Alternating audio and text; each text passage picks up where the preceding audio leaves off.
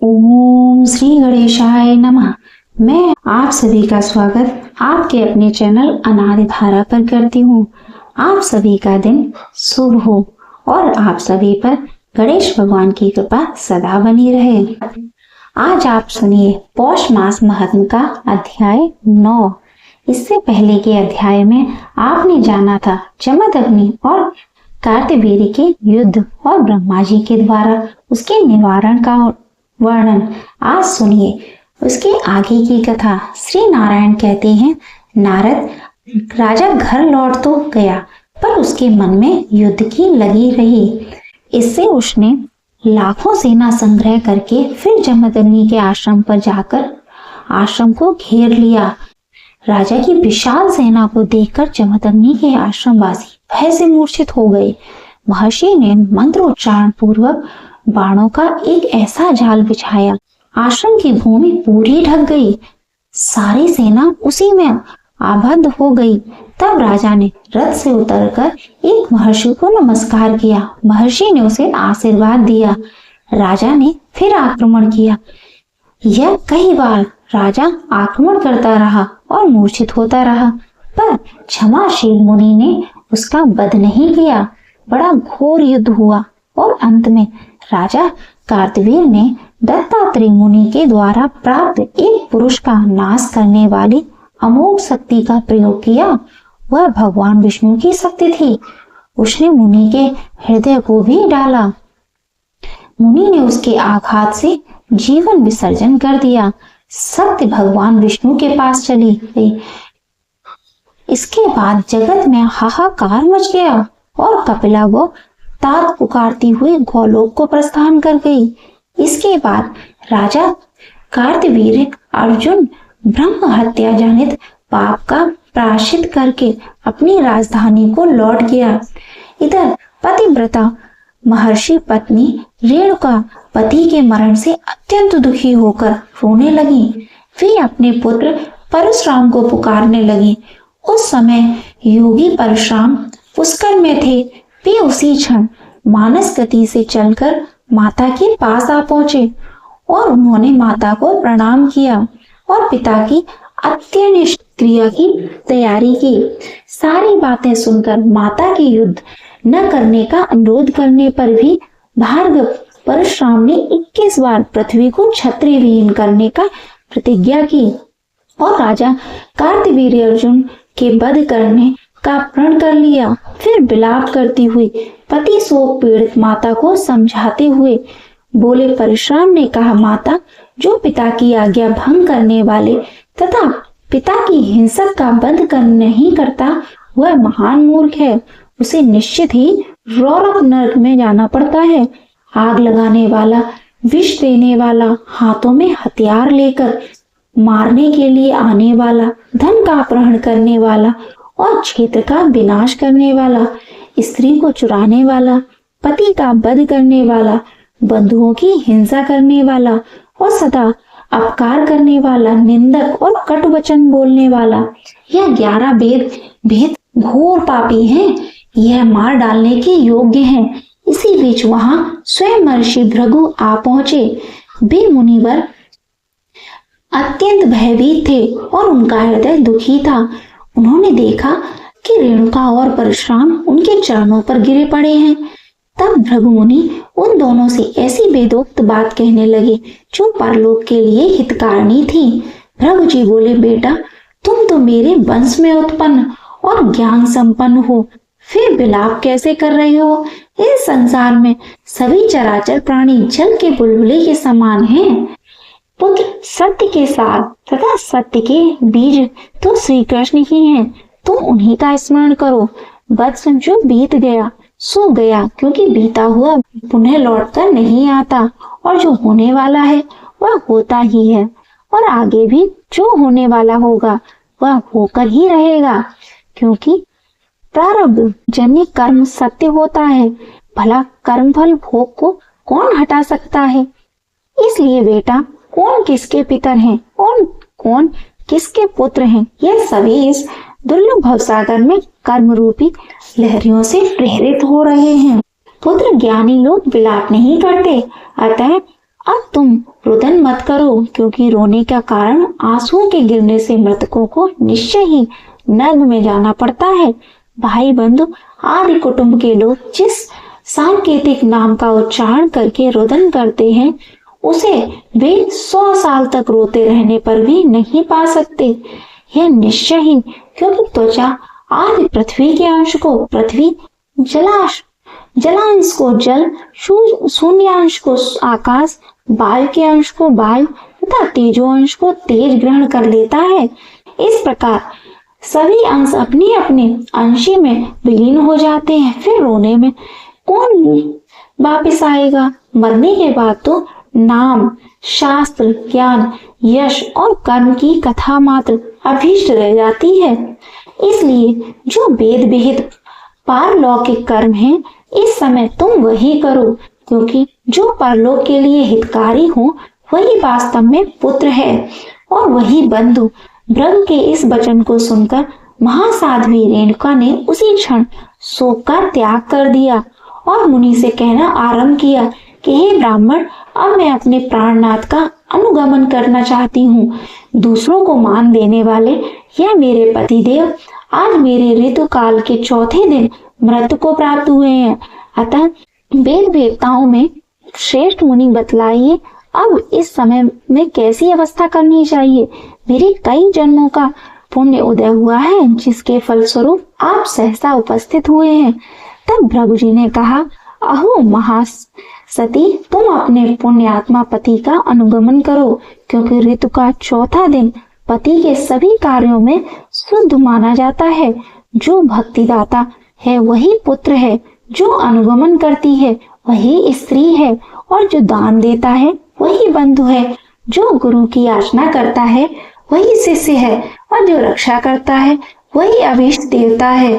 जो प्रजा का पालन करता है वही राजा है, और जो अपनी पत्नी की बुद्धि को धर्म में नियोजित करता है वही स्वामी है।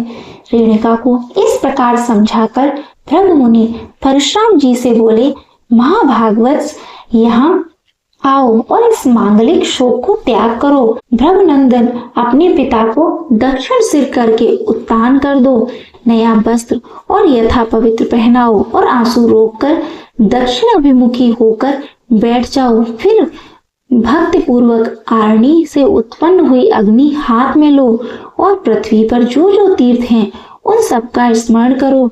गया आदि तीर्थ पुण्यमय पर्वत, कुरुक्षेत्र, सरिताओं में श्रेष्ठ गंगा, यमुना, कौशिकी, संपूर्ण पापों का विनाश करने वाली चंद्रभागा, गंडकी, काशी, पंसा, सरयू, पुष्पभद्रा, भद्र, नर्मदा, सरस्वती, गोदावरी, कावेरी, स्वर्णरेखा, पुष्कर, रेवत, बराह, श्रीशैल, गंधमादन, हिमालय, कैलाश, सुमेरु, रत्न पर्वत, वाराणसी, प्रयाग, पुण्यमय वन, वृंदावन, हरिद्वार और बद्र, इनका बारंबार स्मरण करो। फिर चंदन, अग, कस्तूरी तथा सुगंधित पुष्प देकर वस्त्र से ढककर पिता के शव को चिता के ऊपर स्थापित करो।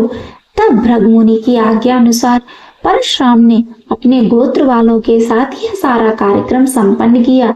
इसके बाद रेणुका ने वहां अपने पुत्र परशुराम के हृदय से लगा लिया और परिणाम में शुभदायक कुछ वचन कहे। बेटा, इस भावसागर में विरोध न करना संपूर्ण मंगलों का मंगल है, और विरोध नाश का कारण और समस्त उपद्रवियों का कारण है। अतः भयंकर क्षत्रियों के साथ विरोध न करना ही उचित है। किंतु मेरे सुनते सुनते तुमने जो प्रतिज्ञा की है उसे पूर्ण करना चाहिए। इसके लिए तुम दिव्य मंत्रों के ज्ञाता भृगु और ब्रह्मा के साथ विचार करके जैसी उचित हो वैसा करना। सज्जनों द्वारा आलोचित कर्म शुभ कारक होता है। यह कहकर रेणुका परशुराम को छोड़कर अपने पति का आलिंगन करके श्री हरि का स्मरण करते हुए परशुराम की ओर निहारती हुई चिता में सो गई। तब भाइयों के साथ परशुराम ने चिता में आग दी। फिर भाइयों और पिता के शिष्यों के साथ वे विलाप करने लगे। इतने में ही सती रेणुका राम राम यूं उच्चारण करके परशुराम के देखते देखते जलकर राख हो गई। तब उसमें स्वामी का नाम सुनकर वहां श्री हरि के दूत आ पहुंचे। वे सभी रथ पर सवार थे। उनके शरीर का रंग श्याम था। सुंदर 4 भुजाएं थीं, जिनमें शंख, चक्र, गदा और पद्म धारण किए हुए थे। उनके गले में वनमाला लटक रही थी और वे किरीट, कुंडल तथा रेशमी पीतांबर से सुसज्जित थे। वे उस रेणुका को रथ में बिठाकर ब्रह्मलोक में गए और जमदग्नि को लेकर श्री हरि के सन्निकट जा पहुंचे। वहां बैकुंठ में वे दोनों पति पत्नी निरंतर ही श्री हरि की परिचर्या, जो मंगलों की मंगल है, करते हुए श्री हरि के सन्निकट रहने लगे। नारद इधर परशुराम ने ब्राह्मणों तथा भृगु जी के सहयोग से माता पिता की शेष क्रिया समाप्त करके ब्राह्मणों को बहुत सा धन दान दिया। फिर भूमि, स्वर्ण वस्त्र, स्वर्ण निर्मित पलंग सहित मनोरम दिव्य शैया, जल, अग्नि, चंदन, रत्नदीप, चंदन का पहाड़, स्वर्ण के आधार सहित स्वर्ण निर्मित उत्तम आसन, सुवासित तांबूल, छत्र, पादुका, फल, मनोहर माला, मूल और जल, मनोहर मिष्ठान तथा धन ब्राह्मणों को देकर फिर ब्रह्मलोक को चले गए। ब्रह्मलोक में पहुंचकर परशुराम ने भक्ति भाव से अव्यय आत्मा ब्रह्मा जी को नमस्कार करते हुए रोते हुए सारी घटना कह सुनाई। कृपामयी ब्रह्मा जी ने सारी बातें सुनकर उन्हें शुभ आशीर्वाद दिया और अपने हृदय से लगा लिया। भृगुवंशी परशुराम की बहुत सी जीवों का विनाश करने वाली दुष्कर एवं भयंकर प्रतिज्ञा को सुनकर चतुर्मुख ब्रह्मा को महान विस्मय हुआ। वे प्रारंभ बस सब कुछ घटित हो सकता है, ऐसा मन में विचार कर परशुराम से परिणाम में सुखदायक वचन बोले। ब्रह्मा जी ने कहा, वत्स, बहुसंख्यक जीवों का विनाश करने वाली तुम्हारी प्रतिज्ञा दुष्कर है, क्योंकि यह सृष्टि भगवान श्री हरि की है। बेटा, उन्हें परमेश्वर की आज्ञा से मैंने बड़े कष्ट से इस सृष्टि की रचना की है, किंतु तुम्हारी निर्दयता पूर्ण घोर प्रतिज्ञा सृष्टि का लोप कर देने वाली है।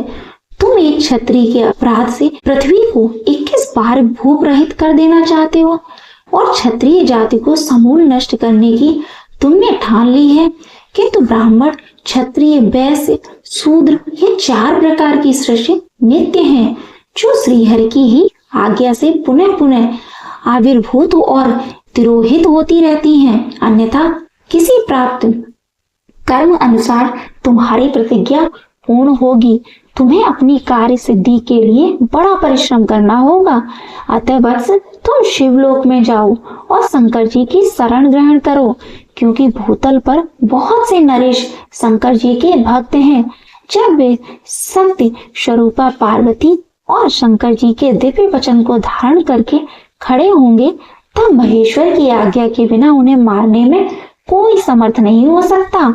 अतः जो विजय का कारण एवं शुभ कारक है, उस उपाय को तुम यत्न पूर्वक करो, क्योंकि उपाय पूर्वक आरंभ किए गए कार्य ही सिद्ध होते हैं। इसलिए तुम शंकर जी से श्री कृष्ण के मंत्र और कवच को ग्रहण करो। यह वैष्णव तेज परम दुर्लभ है।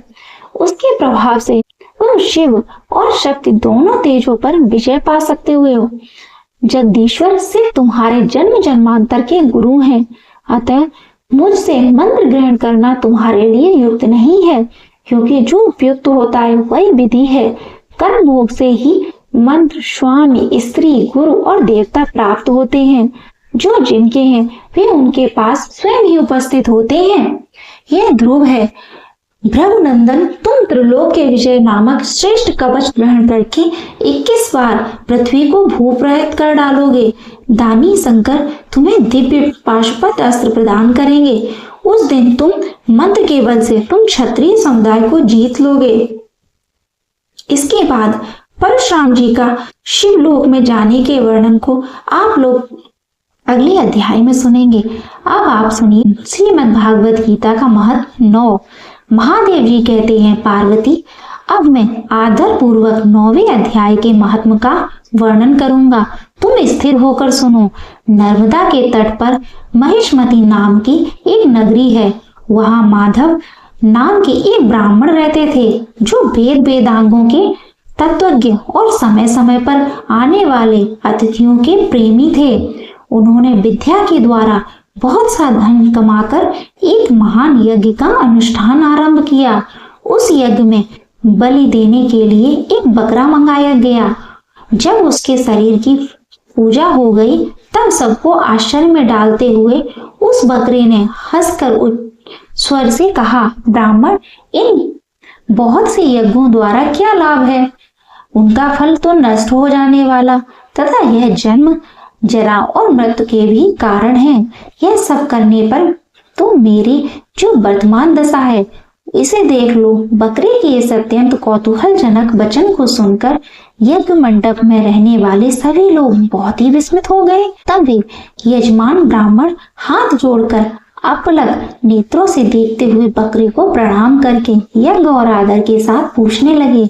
ब्राह्मण बोले, आप किस जाति के थे? आपका स्वभाव और आचरण कैसा था?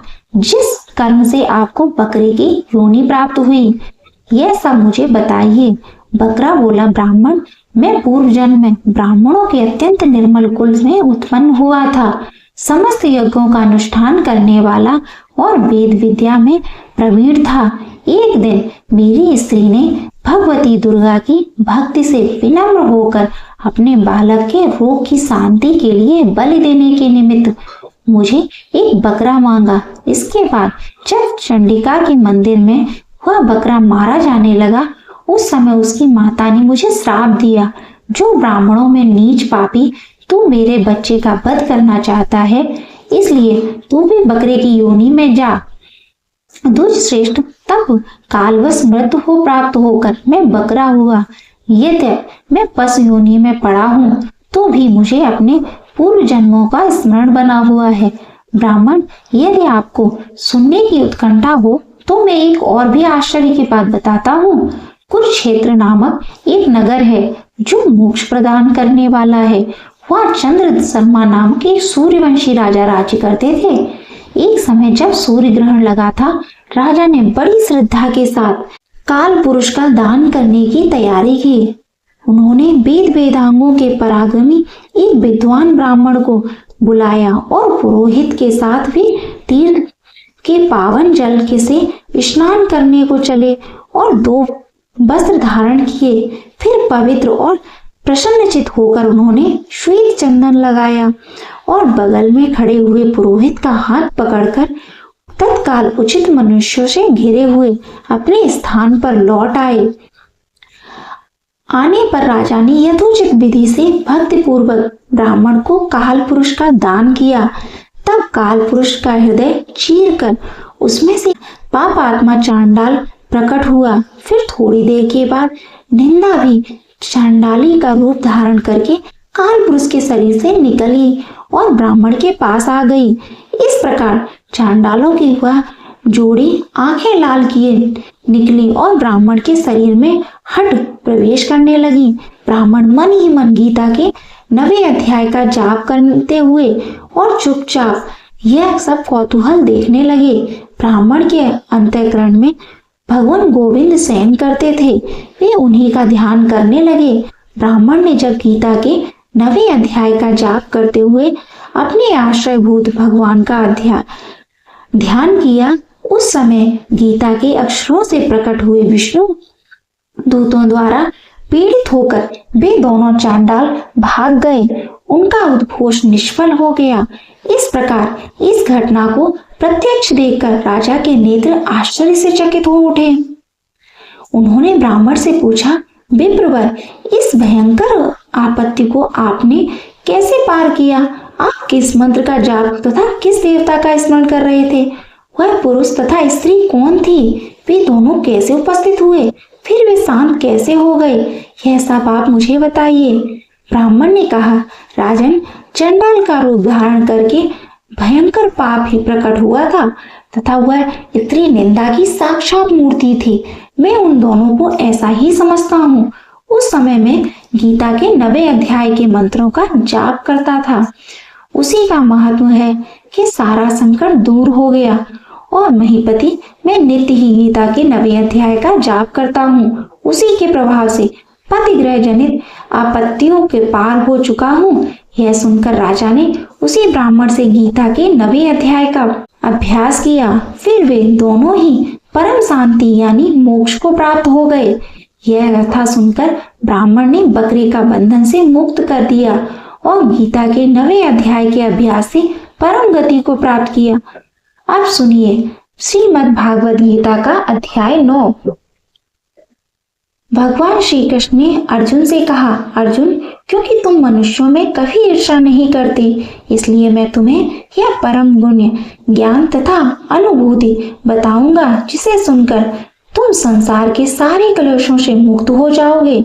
यह ज्ञान सब विद्याओं का राजा है, जो समस्त रहस्यों में सर्वाधिक गोपनीय है।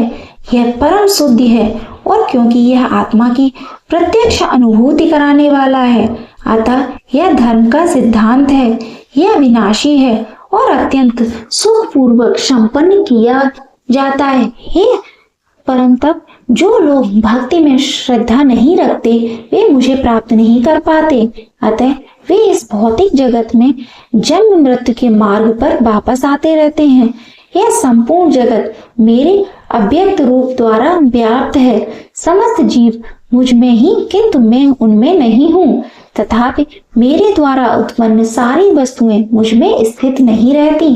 जब मेरे योग ऐश्वर्य को देखो, यद्यपि मैं समस्त जीवों का पालन हूँ और सर्वत्र व्याप्त हूँ, लेकिन मैं इस विराट अभिव्यक्ति का अंश नहीं हूँ। मैं सृष्टि का कारण स्वरूप हूँ। जिस प्रकार सर्वत्र प्रवाह मन प्रबल वायु सदैव आकाश में स्थिर रहती है, उसी प्रकार समस्त उत्पन्न प्राणियों को मुझ में स्थिर जानो।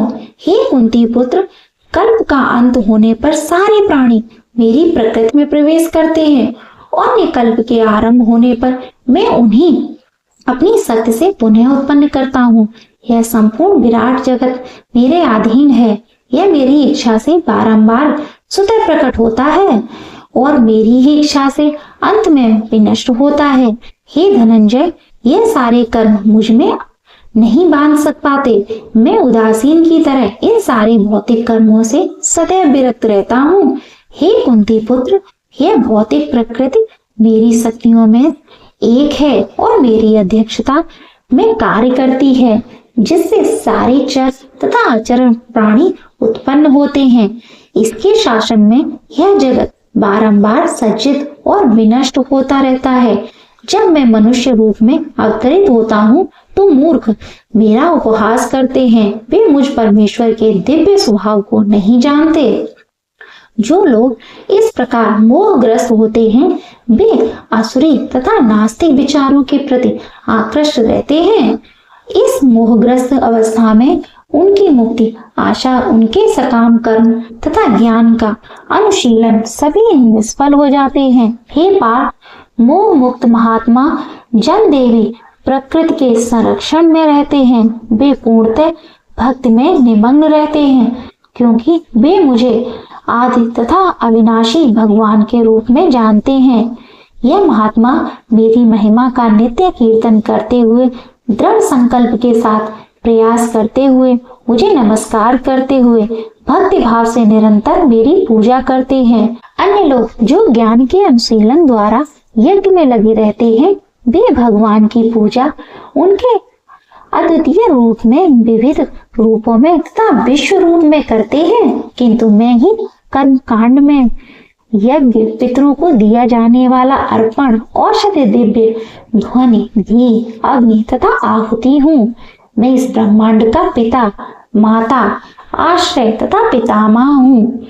मैं अर्थात जानने योग्य शुद्धिकर्ता तथा ओमकार हूँ। मैं ऋग्वेद, सामवेद तथा यजुर्वेद भी हूँ। मैं ही लक्ष्य, पालन करता, स्वामी, साक्षी, धाम, शरण, स्थली तथा अत्यंत प्रिय मित्र हूँ।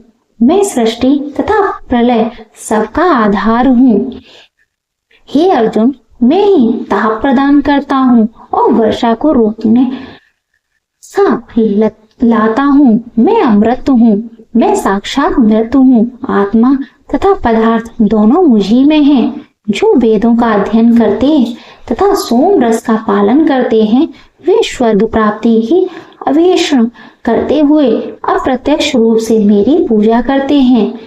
वे पाप कर्मों से शुद्ध होकर इंद्र के पवित्र स्वर्गिक धाम में जाते हैं। वहां वे देवताओं का सा आनंद भोगते हैं। इस प्रकार जब वे उपासक विस्तृत स्वर्गीय इंद्रिय भोग सुख को भोग लेते हैं और उनके पुण्य कर्मों के फल क्षीण हो जाते हैं, तो वे मृतलोक में पुनः प्रकट होते हैं। इस प्रकार जो तीनों वेदों के सिद्धांतों में दृढ़ रहकर इंद्रिय सुख की गवेना करते हैं, उन्हें जन्म मृत्यु का चक्र ही मिल पाता है। किंतु जो लोग अनन्य भाव से मेरे दिव्य स्वरूप का ध्यान करते हुए निरंतर मेरी पूजा करते हैं, उनकी जो आवश्यकताएं होती हैं उन्हें मैं पूरा करता हूँ और जो उनके पास है उनकी रक्षा करता हूँ। हे कुंती पुत्र, जो लोग अन्य देवताओं के भक्त हैं और उनकी श्रद्धा पूर्वक पूजा करते हैं, वास्तव में वे मेरी ही पूजा करते हैं, किंतु वे यह त्रुटिपूर्ण ढंग से करते हैं। मैं ही समस्त यज्ञों का एकमात्र भोक्ता तथा स्वामी हूँ। अतः जो लोग मेरे वास्तविक दिव्य स्वभाव को नहीं जानते, वे नीचे गिर जाते हैं और जिस देवताओं की पूजा करते हैं वे देवताओं के बीच जन्म लेंगे। जो पितरों की पूजा करते हैं वे पितरों के पास जाते हैं और जो भूत प्रेतों की उपासना करते हैं वे उन्हीं के बीच जन्म लेते हैं। और जो मेरी पूजा करते हैं वो मेरे निवास स्थान पर आते हैं।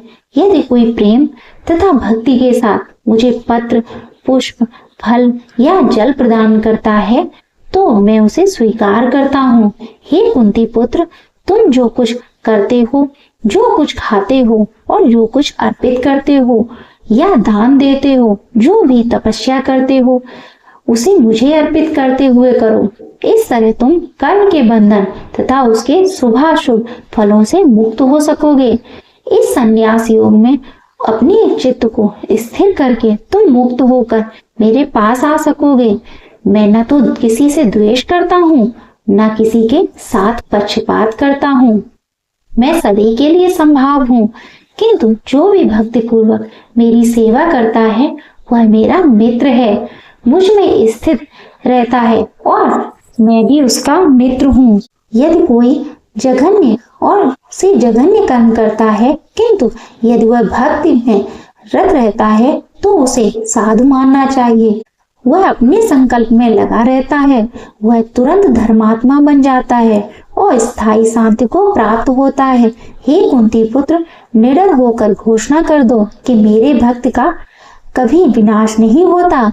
हे पार्थ, जो लोग मेरी शरण ग्रहण करते हैं वे भले ही निम्न जन्म स्त्री, वैश्य तथा शूद्र क्यों न हो, परम धाम को प्राप्त होते हैं। फिर धर्मात्मा ब्राह्मणों, भक्तों तथा राज ऋषियों के लिए तो कहना ही क्या है। अतः इस क्षणिक दुख में संसार में आ जाने पर भी प्रेमा भक्ति में अपने आप को लगाओ, अपने मन को मेरे नित्य चिंतन में लगाओ, मेरे भक्त बनो, मुझे नमस्कार करो और मेरी पूजा करो। इस प्रकार मुझ में पूर्णतया लीन होने पर तुम निश्चय रूप से मुझको प्राप्त कर लोगे। जय श्री कृष्ण। श्रीमद् भागवत गीता का अध्याय 9 संपूर्ण हुआ। अगर आपको यह वीडियो अच्छी लगी हो तो इसे लाइक करें, ज्यादा से ज्यादा शेयर करें और हाँ, अनादिधारा चैनल को सब्सक्राइब करना बिल्कुल ना भूलें और सब्सक्राइब करके घंटी का बटन अवश्य दबाएं, जिससे आगे आने वाली प्रत्येक वीडियो आप तक अवश्य पहुंचे। जय श्री कृष्ण। हर हर महादेव।